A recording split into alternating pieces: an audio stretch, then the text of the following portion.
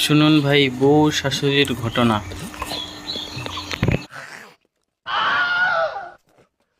আলুলাও সিদ্ধ হইনি কে লবণ নাই কে রান্না করি আইলা তরকারি আমরা রান্ধি আয়।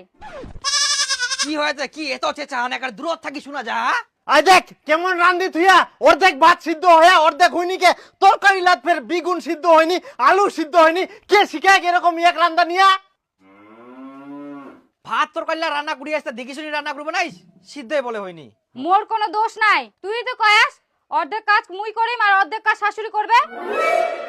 ওই জন্যই মুই অর্ধেক অর্ধেক ভাত তরকারি রান্ধে থুয়াং। অর্ধেক করে রান্ধি তুই এই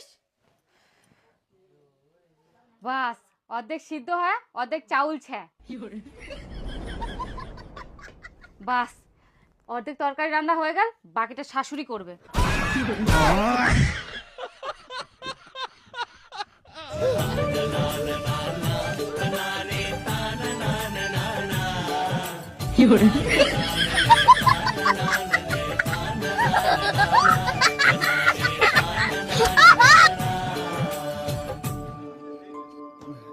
রাস্তাঘাটে একদিক বাপ কেচাল করে হ্যাঁ আর বাড়িটা বিটি খান কেচাল করে হ্যাঁ একদম শেষ সব।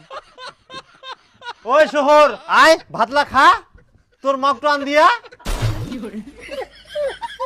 না না মোক ভোগ লাগেনি, মোক এখন হাগিবা যাওয়া হবে।